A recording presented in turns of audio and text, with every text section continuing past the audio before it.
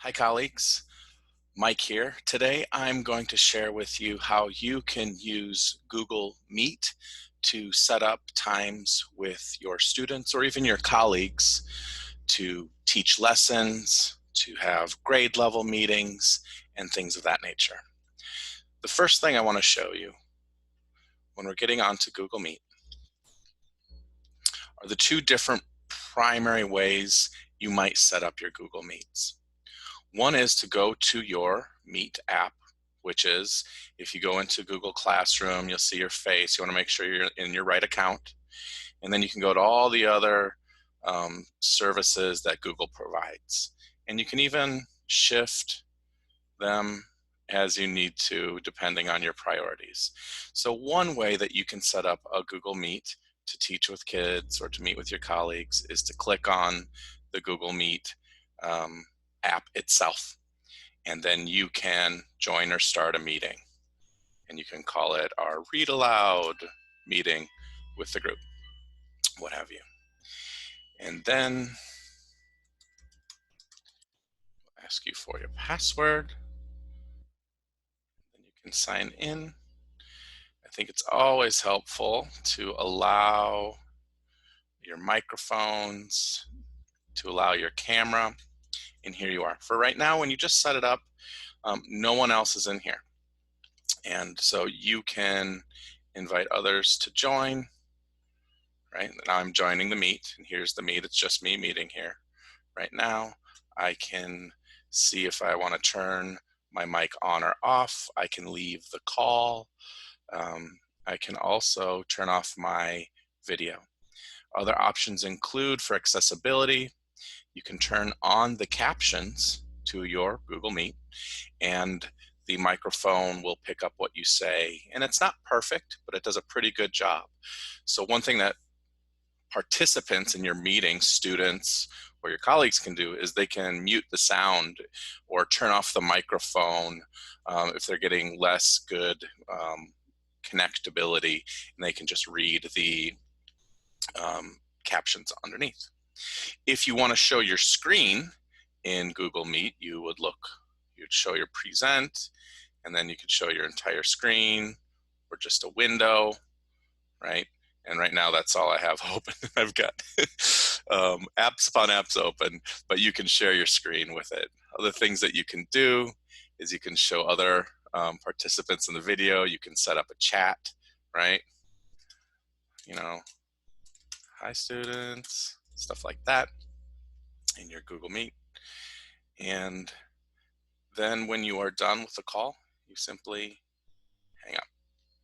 And then you can go to the home screen. So you can always do this, but the trick with joining or starting a meeting here is that you have to add one by one all of your participants as the meeting has started. Another way that you could do this is to go back to your home page, your Google Classroom page perhaps. You sign in. I'm just going to go back to my screen so I can show you where I was at earlier. Let's just say Google Classroom. I'm going to go to these dots right here. They always help me. I think a more accessible way, and I got to check to make sure. Nope, I need to make sure I'm on my PS9 account. I think an even better way to set up your Google Meet is to do it through your calendar. So again, you're going to press the 9 dots, which just represents the different apps, the suite of apps that are available. And I might even put my calendar up a little bit closer to the top because it's going to be one of the things that I'm going to use a lot. And so I'm going to press calendar. And to schedule a Google Meet, you'll press create. And then I want more here. So this doesn't have a lot of options here. So I'm going to give more options. And then I'm going to say it's going to be, Mondays, read aloud, whatever it is. You can set the time. Maybe it's Tuesdays, so I can set the time. We're going to do it at 9 a.m. We'll go to 9:30 a.m. Doesn't repeat.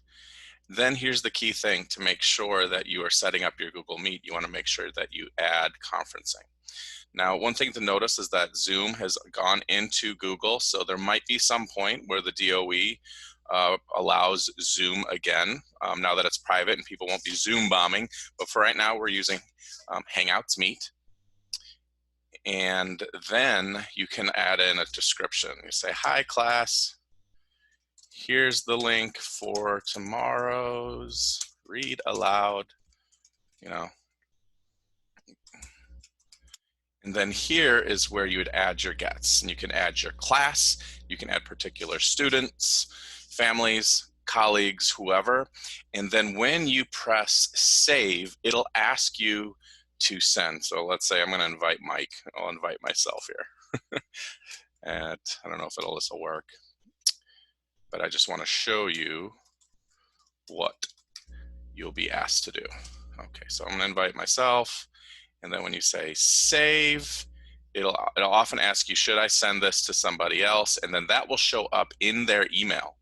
Let's see if it showed up in my email, that invite.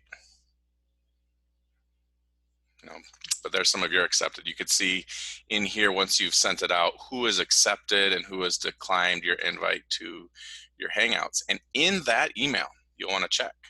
You can see that there will be a link, right? So if students are calling in by phone, there'll be a number up here. If they're calling, if they'll be logging in through a device, they can click that link and then they will be able to add.